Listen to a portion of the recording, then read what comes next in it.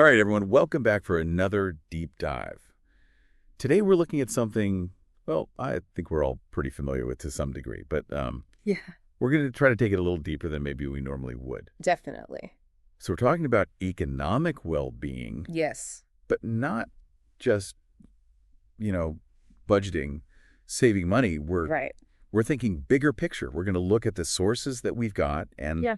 and try to figure out how things like our careers, our ages, even risk-taking, things like that, affect our finances. Absolutely.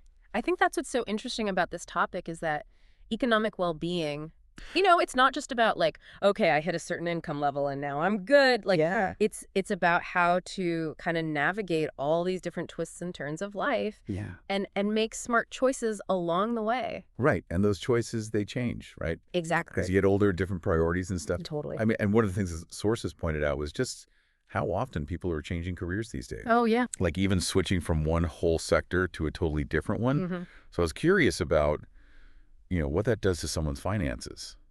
Well, I think it makes a huge difference when you're thinking about, early on in your career, you might be focusing on building your skills, Right. maybe going for a specific degree or some kind of certification, just to be able to even get your foot in the door for that first job. Right. But then later on, maybe you decide, hey, you know what, this isn't really for me anymore. Yeah. And you want to switch to something totally different.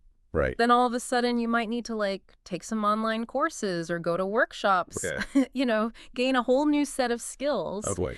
And all of that costs money. Yeah, that's true. So it's something you really got to factor in Oh, yeah. when you're thinking about your finances. Yeah, no, I definitely remember when I made a career change a few years back. Yeah. And like one thing I totally forgot to consider was all the new software I had to learn. Oh, yeah. Like that stuff isn't free. No, it's not. And it adds up fast. Exactly. And then on top of that, right, the sources were also saying how the amount of money we have Yes. and our needs, how those change throughout life. Oh, completely. Which, I mean, it seems obvious, Uh-huh. but it's not something we always think about. Right. It's easy to forget. Yeah. Like when you're younger, it might make sense to invest pretty aggressively in the stock market Right. because you have time to bounce back if you lose some money. Uh-huh. But then as you get closer to retirement, Yeah. you want to shift to something a little safer, a little more conservative, Right. to protect what you've saved up. Right. Protect that nest egg. Exactly. Your priorities change, so your strategies should too. Absolutely. Now, okay, there was one thing in the source material that really threw me off. Oh, yeah. It talked about gambling Really? in the context of economic well-being. Huh. I wouldn't have thought those two things would go together. Me neither. But when you think about it a little more, I guess it kind of makes sense. Yeah, I guess so. Because gambling, it's about making decisions where you don't know for sure what's going to happen. Okay. And that's kind of like investing or starting a business. Yeah, it's true. Or taking a risk. Right. So understanding, the psychology behind those decisions, Uh-huh. it's important. That makes sense. Like one example was this thing called loss aversion, Loss aversion. which is where you feel the pain of losing money Right. more strongly than the pleasure of gaining money. Okay. And that can make people make impulsive decisions. Like what? Like with gambling, they might make a bet they shouldn't. Uh-huh. Or with investing, they might hold on to a losing investment for way too long. Wow.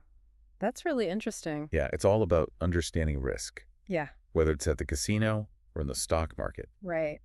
So I don't know, what do you think? Do you think financial literacy education should include like a whole segment on gambling?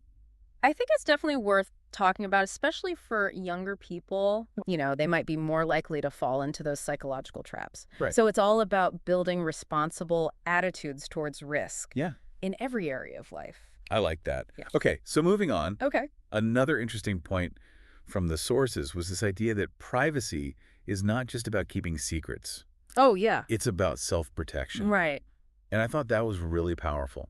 It is. So how does that relate to economic well-being? Well, it's more connected than you might think because protecting your financial data is so important. Right. I mean, think about all the online scams and identity theft that happens. Uh-huh. That stuff can totally destroy your finances. Yeah, no kidding. So being aware of how valuable your information is Yeah. and taking steps to protect it, Yeah. that's a huge part of economic well-being. That makes total sense. And I've definitely become way more cautious than I used to be Me too. about like phishing emails and suspicious websites and stuff. For sure. But, beyond the digital world. Yeah. One thing that all the sources agreed on Mm-hmm. was the importance of basic money management skills. Absolutely. And that's no matter how much money you make. Right. Whether you're making six figures or you're struggling to make ends meet, Totally. those core skills like budgeting and saving, they're so important. They're fundamental. It's about being mindful of what you spend, Right. prioritizing your needs, Right. and having a plan for your money. It's like having a roadmap so Exactly. you know where you're going. Yeah, and it helps you stay on track. One thing that struck me, though, Yeah. was how a lot of these principles, they apply to more than just personal finances.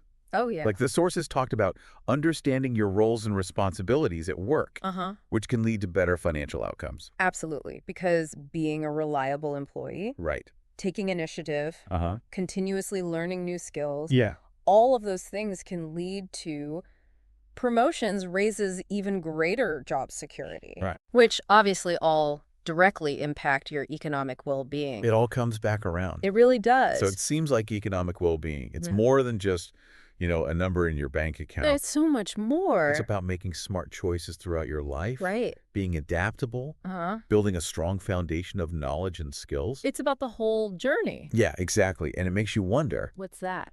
if you could have any job in the world Okay. without having to worry about money, Yeah. what would you choose? Oh, wow. And why? That's a great question. Yeah, what passions would you unlock? I'm gonna have to think about that one. Right. That's a good one to ponder. Yeah, you all got those dreams we'd like to dust off. We do. Well, that's it for our deep dive.